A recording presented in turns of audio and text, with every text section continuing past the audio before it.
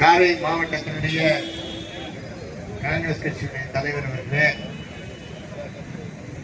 காரை பகுதியினுடைய முக்கிய தலைவராக காங்கிரஸ் கட்சியுடைய தலைவராக விளங்கக்கூடிய, என்றுமே காங்கிரஸ் கட்சியுடைய தலைவராக விளங்கக்கூடிய மதிப்புக்குரிய ஏவிஎஸ் அவர்களே, காரை பகுதியினுடைய குரலாக எதிரொலிக்கின்ற மதிப்புக்குரிய கமலக்கண்ணன் அவர்களே, புதுவை மாநிலத்தினுடைய முன்னாள் முதலமைச்சர் அவர்களே, சட்டமன்ற காங்கிரஸ் கட்சியுடைய தலைவர் அவர்களே, அன்பிற்குரிய துணைத் தலைவர் மதிப்புக்குரிய பெற்றபெருமான் அவர்களே, அன்பிற்குரிய காங்கிரஸ் கட்சியினுடைய கொறடா அனந்தராமன் அவர்களே, அன்புக்குரிய குடிசை மாற்று வாரியத்தினுடைய முன்னாள் தலைவர் கார்த்திகேயன் அவர்களே, இன்னும் எல்லா பேரையும் சொன்னா டைம் ஆயிடும், அதனால நான் இதை மட்டும் நிறுத்திக்கிறேன். ஏன்னா இப்பயே டைம் ஆயிடுது, அதனாலதான் பாக்குறேன். இப்ப வந்து பாத்தீங்கன்னா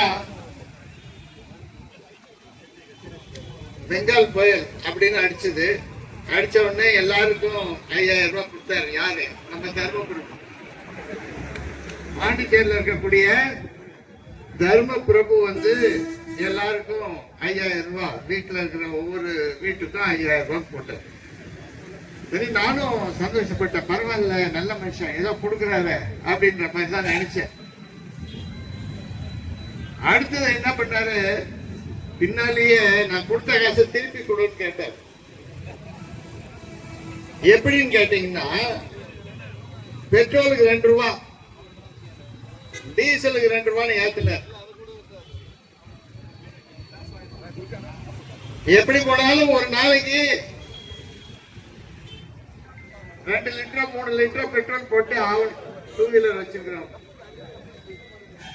அப்ப ஒரு நாளைக்கு எப்படி போனாலும் 10 ரூபா 10 ரூபா 10 ரூபான்னு பாத்தீங்கன்னா, ஒரு வருஷத்துக்குள்ளேயே 365 நாள்லயும் கணக்கு போட்டீங்கன்னா 3665 ரூபா சரியா போயிடும்.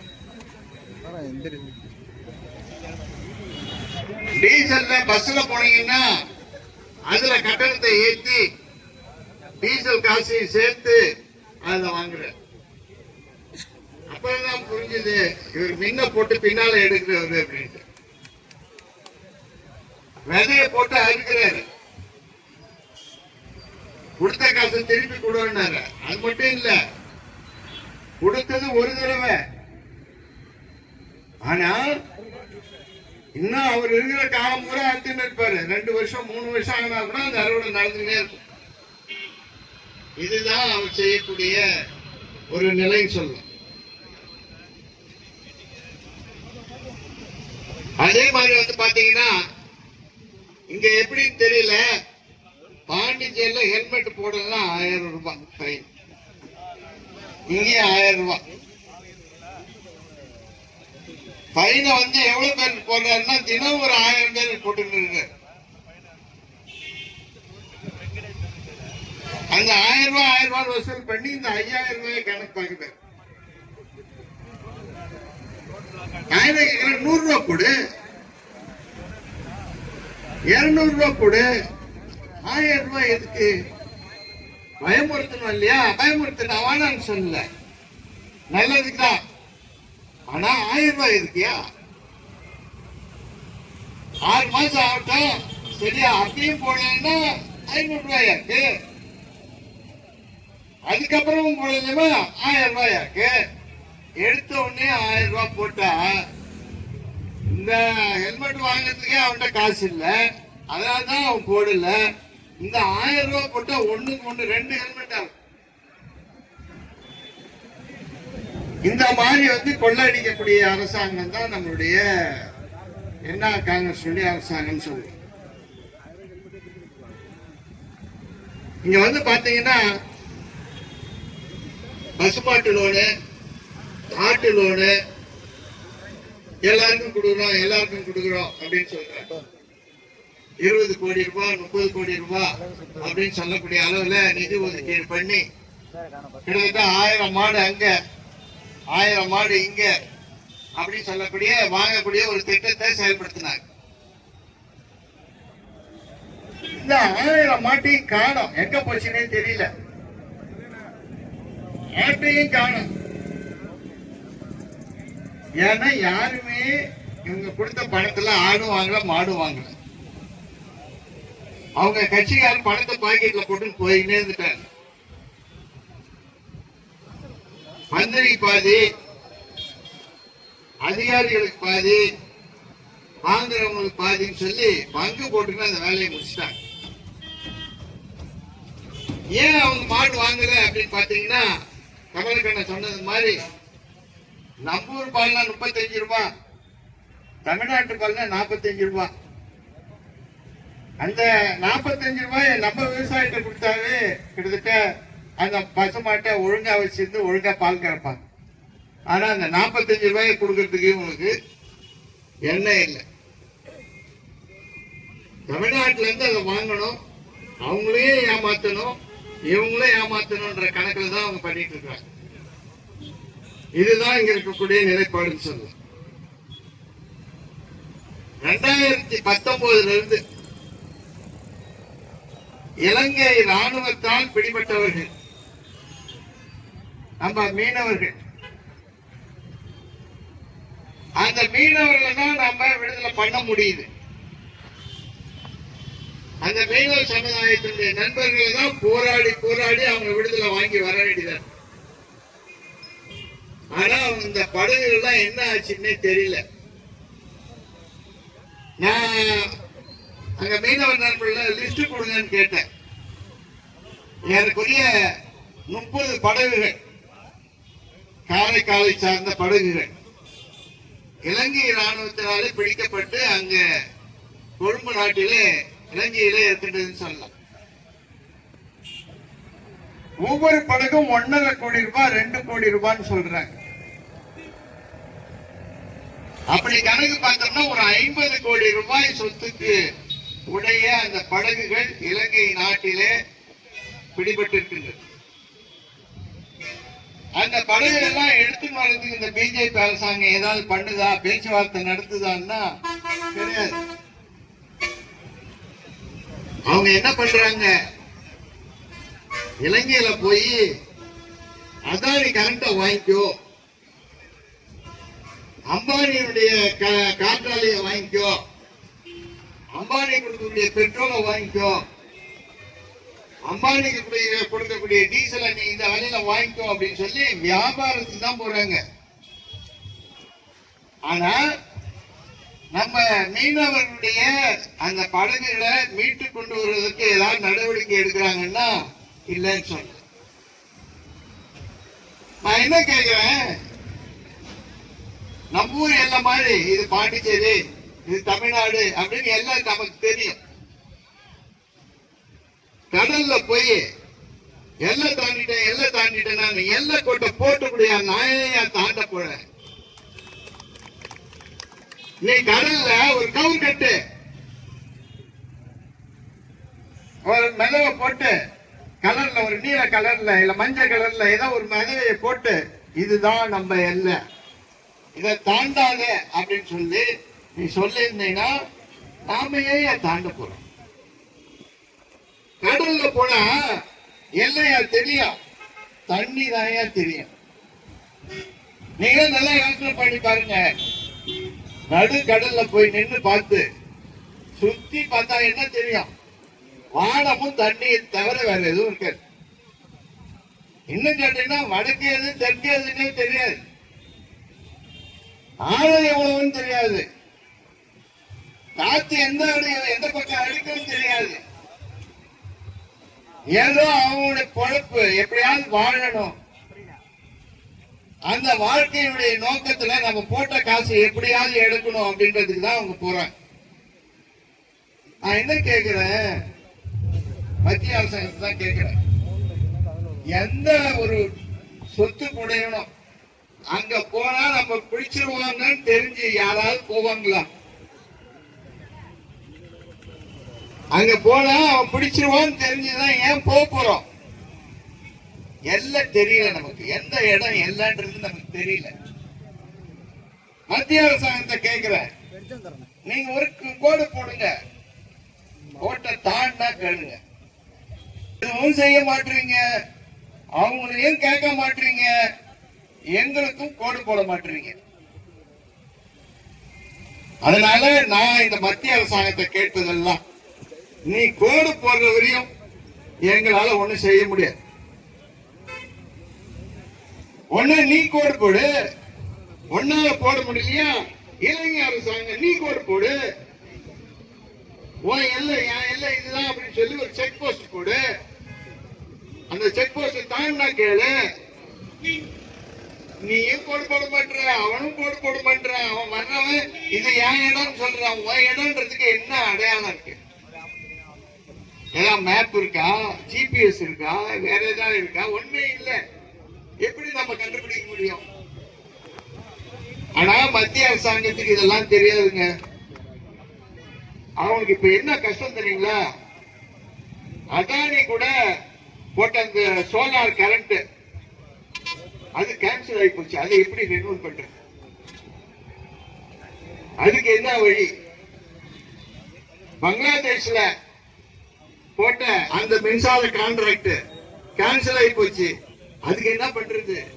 அம்பானி சாவரானே, அம்பானிக்கு எப்படி உதவி பண்றது? நம்ம நண்பன் சாவரானே, அவனுக்கு என்ன உதவி பண்றது? இப்படித்தான் மண்டையை போட்டு உடைச்சுக்கிறாங்களே ஒழிய அவங்களுக்கு இங்க இருக்கக்கூடிய மீனவருடைய நலனே அவங்களுக்கு தெரியல. இதுதான் உண்மை.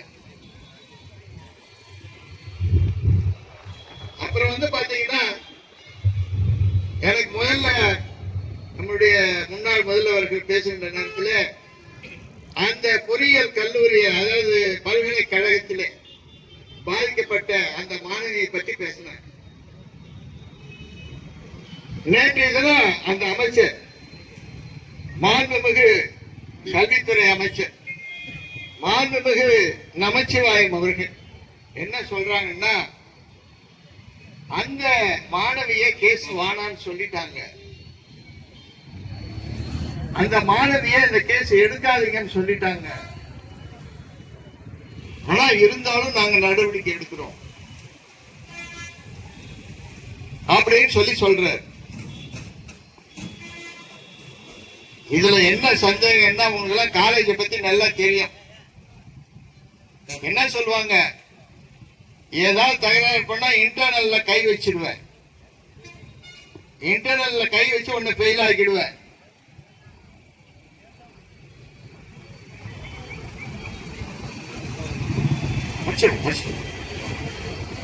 இன்டர்னல்ல மார்க்கை குறைச்சி போடுவாங்க, அதனால ஃபெயில் ஆக்கணும்னு பார்ப்பாங்க. இதுதான் நிலைப்பாடு. அந்த பயமுறுத்தி அவர்களை கொண்டு வந்திருக்கிறார். நான் கேட்கறதெல்லாம் என்னன்னு கேட்டீங்கன்னா, அந்த மாணவியை மிரட்டியது யார்? அந்த மாணவியை அந்த தன்னுடைய மனுவை வாபஸ் பெற வேண்டும் என்று கூறியது யார்? அவர்கள் மீது இந்த அரசாங்கம் என்ன நடவடிக்கை எடுக்கின்றது? உதாரணமா பாத்தீங்கன்னா, இந்த மாதிரி சம்பவங்களுக்கெல்லாம் யாரும் பெண்கள் புகாரை அளிப்பதில்லை. அதுவும் குறிப்பா அந்த கல்யாணம் ஆகாத பெண்கள் வெளியில சொல்றது கூட யோசனை, பெற்றோர்களும் யோசனை பண்ணுவாங்க. என்ன காரணம்? நாளைக்கு அந்த பொண்ணுக்கு கல்யாணம் ஆகணும், நல்லது நடக்கணும், யார் துணிஞ்சு சொல்லுவாங்க? அப்ப யோசனை தானே பண்ணுவாங்க. ஆனா இவங்க என்ன பண்றாங்க? அந்த மிரட்டி கையெழுத்து வாங்கி ஒண்ணுமே இல்லை அப்படின்னு சொல்லக்கூடிய அளவில் இந்த இதை சொல்லிட்டு இருக்காங்க. இதெல்லாம் எங்க சொல்ல வரேன்னா, இந்த அரசாங்கம் எல்லாரையும் மிரட்டி எல்லாத்தையும் வாபஸ் வாங்க வைக்கணும்ன்றது தான் எங்களுடைய நோக்கம். அப்புறம் பாத்தீங்கன்னா, இந்த ஆட்சி வந்த உடனே நாங்க உள்ளாட்சி தேர்தல் நடத்துறோம், முனிசிபாலிட்டி தேர்தல் நடத்துறோம், பஞ்சாயத்து தேர்தல் நடத்துறோம் அப்படின்னு சொன்னாங்க. ஆனா இவங்களுக்கு நடத்துறதுக்கு திராணி இல்லை, நடத்த மாட்டேன்னு சொல்லிட்டு இருக்காங்க. அதுக்கு முன்ன என்ன சொன்னாங்க? ரிசர்வேஷன் வரணும் அப்படின்னு சொன்னாங்க, இடஒதுக்கீடு வரணும்னு சொன்னாங்க. இன்னைக்கு மக்கள் தொகை கணக்கெடுப்பு முடிஞ்சு போச்சு, ரிசர்வேஷன் முடிஞ்சு போச்சு. தேர்தல் நடத்துவதற்கு உண்டான அனைத்து ஏற்பாடுகளும் தயாரா இருக்கு. ஆனா இவங்க தேர்தல் நடத்தல. நான் உங்ககிட்ட நான் ஒன்னே ஒண்ணுதான் கேட்கிறேன். நாளைய தினம் ஒவ்வொரு கிராமத்திலேயும் கிராம சபை நடக்கும். ஒவ்வொரு இடத்திலேயும் கிராம சபை நடக்கும். அந்த சபையில போய் நம்முடைய கட்சியின் சார்பாக ஒவ்வொரு பகுதியிலையும் ஒரு 4 பேர் போங்க. அங்க போய் ஏன் எலெக்ஷன் நடத்தலன்னு கேளுங்க. நடத்தணும்னு சொல்லுங்க, தேதி வைங்கன்னு சொல்லுங்க. உங்க போராட்டத்தை அந்த இடத்துல செய்யுங்க. ஏன்னா நாளைக்கு கிராம சபை நடத்தப்பட வேண்டும். ஒவ்வொரு அதாவது இவங்க என்ன பண்ணுவாங்க, கிராம சபைன்னு சொல்லுவாங்க. அந்த அதிகாரி வர்ற நேரத்தை சொல்ல மாட்டாங்க, மறைச்சு வச்சிருப்பாங்க. நீங்க இன்னைக்கே கேட்டு வாங்கிடுங்க. எந்தெந்த ஊருக்கு யார் யாரு எப்பப்ப வர போறீங்க ஒரு லிஸ்ட் வாங்குங்க. அந்த லிஸ்ட வாங்கி உடனடியா எல்லாருக்கும் சொல்லுங்க. அந்த கிராமத்துல இந்த பகுதியில வந்து பாத்தீங்கன்னா மொத்தம் 50 கிராமங்கள் இருக்கு. வார்டுகள் பாத்தீங்கன்னா 18 வார்டுகள் இருக்கு. இந்த எல்லா இடத்திலேயும் கிராம சபை நடத்தப்பட வேண்டும். அதனால நீங்க அந்த கிராம சபையில போய் கலந்துடணும். கலந்துக்கிட்டு உங்களுடைய கருத்தை, தேர்தல் நடத்த வேண்டும் என்று சொல்லக்கூடிய கருத்தை பதிவு செய்ய வேண்டும். அப்புறம் இன்னொன்னு சொல்றேன், இந்த கோயில் நிலத்தை ஆட்டை போட்டவர்கள் அரசாங்கத்தை சார்ந்தவர்கள், அரசாங்கத்திற்கு துணையாக இருப்பவர்கள், குறிப்பா HRI மினிஸ்டர், அவர் வந்து உடனடியாக தன்னுடைய பதிலை கொடுக்கணும். அது முதலமைச்சராக இருந்தாலும் சரி, தன்னுடைய நிலைப்பாட்டை வெள்ளை அறிக்கையிட வேண்டும். இல்லைன்னு சொன்னா காங்கிரஸ் கட்சியின் சார்பாக அந்த கோயிலின் முன்பாக ஒரு போராட்டம் நடத்தப்படும். நாங்க புதுவையில இருந்து எல்லாரும் வரோம். இங்க இருக்கக்கூடிய மக்கள் அனைவரும் சேர்ந்து அந்த கோயிலுடைய சொத்தை மீட்டு எடுப்பது என்று சொல்லக்கூடிய நிலைப்பாட்டை கொண்டு வர வேண்டும். அதனால இதோட விடக்கூடாது. இன்னும் எத்தனை கோயில் இருந்ததோ எல்லாத்தையும் ஆட்ட போடணும்னு பாக்குறாங்க. எல்லா கிராமத்திலும் இது நடக்குது. அவங்க பேர்ல நடவடிக்கை எடுக்கணும். அதனால நாம இந்த போராட்டத்தை இதோடு நிறுத்துவதில்லை. இன்னும் இந்த பிப்ரவரி மாசத்துல 2 போராட்டங்கள், மார்ச் மாசத்துல 2 போராட்டங்கள், கிராம பகுதியில கொம்மின் பஞ்சாயத்து பகுதியில, நகர பகுதியில என்று நாம் பிரித்து இந்த போராட்டத்தை நடத்த இருக்கின்றோம். நேற்றைய தினம் இன்றைய தினம் அளித்த உங்களை போன்று நீங்க அளித்த இந்த ஆதரவுக்கு நன்றி தெரிவிப்போடு வருகின்ற அந்த போராட்டத்திலேயும் செம்மையாக நடத்த வேண்டும் என்று கூறி விடைபெறுகின்றேன். நன்றி.